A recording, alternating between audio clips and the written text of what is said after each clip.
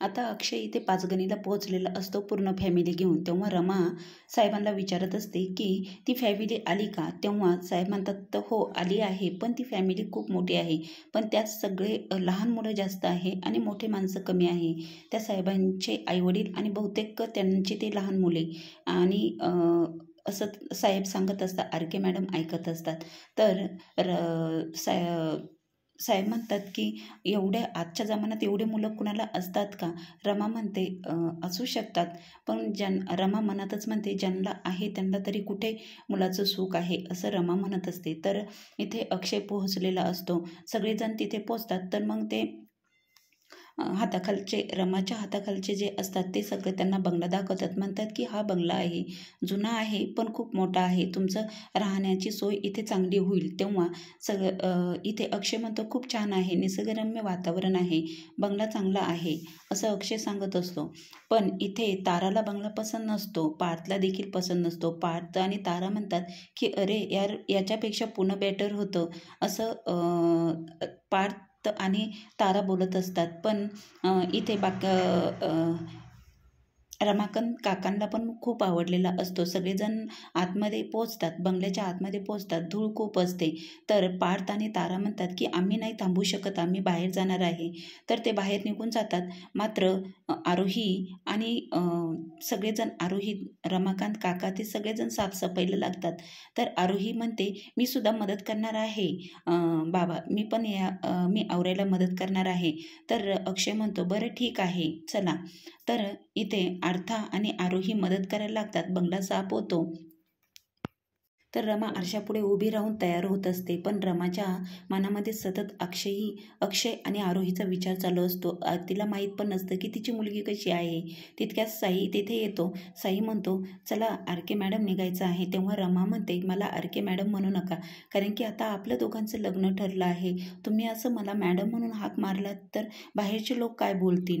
तेव्हा इथे साई म्हणतो की नाही मॅडम, आपलं लग्न जरी ठरलं आहे पण तुमच्या डोळ्यासमोर तुमचा नवरा तुमचा अक्षयच असतो. त्यामुळे मी तुम्हाला ज्यावेळेस आपल्यामध्ये अशी वेळ येईल ना, त्यावेळी मी तुम्हाला एकेरी नावाने हाक मारेल, तोपर्यंत नाही. तेव्हा रमा बोलते मला रमा म्हटलं तरी चालेल. पण साई म्हणतो नाही, जोपर्यंत अक्षयची आठवण तुम्हाला येत राहील ना, तोपर्यंत आपण या नात्यामध्ये येऊ शकणार नाही. आपलं नवरा बायकोचं नातं होणार नाही. कारण की अक्षय तुमच्या डोळ्यासमोर आहे. तुमच्या डोळ्यात आज देखील अक्षयच्या खूप आठवणी साठलेल्या आहेत. तेव्हा रमा खरंच अक्षयच्या आठवणींमध्ये आणि तिच्या मुलीच्या आठवणींमध्ये असते. तेव्हा साई म्हणतो की निघायचं का मॅडम, आपल्याला निघूया. तेव्हा रमा म्हणते ठीक आहे. रमाने एक कानात घातलेलं असतं. साई म्हणतो मॅडम दुसरेही कानामध्ये घाला आणि मग त्या खरंच तुमच्या डोळ्यातली चमक तुमच्या कानातल्यांमध्ये सुद्धा तशीच दिसते. तर दोघंजणं निघतात. तर इकडे अक्षय तयार झालेला असतो, कारण की आज त्याचा पहिला दिवस कामावरती असतो.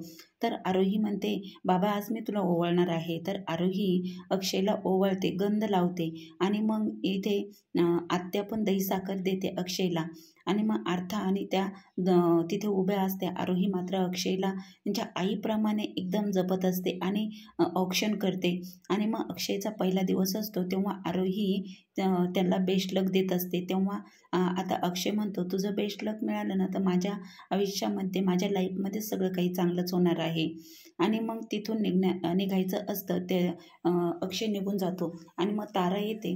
ताराचा फ्रॉक उचलेला असतो. तिथून अर्थाला आवाज येते, पण अर्था लवकर येत नाही. त्यानंतर अर्था जिनेने खाली येते आणि अर्थाचा चष्मा खाली पडतो. तर तारा तो चष्मावर पाय देते आणि अर्थाचा चष्मा फोडून टाकते. तर आता अर्थाला काही दिसत नाही आणि तारा म्हणते आत्ता मला हा माझा फ्रॉक शिवून दे. आणि मग अर्था म्हणते तू तर माझा चष्मासुद्धा तोडलास, आता मी कसं शिवणार तुझा फ्रॉक. आणि मग इथे अर्था म्हणते ठीक आहे. तारा म्हणते मला शिवून दे. तर अर्था रडायला लागते. तितक्यात आरोही तिथे येते. आरोही म्हणते काय झालं दीदी. तर अर्था म्हणते बघ ना, ताराने माझा चष्मा फोडून टाकला आणि हा फ्रॉक पण शिवायचा आहे, मला दिसत नाही. तेव्हा आरोही अर्थाचे डोळे पुसते, म्हणते रडू नकोस.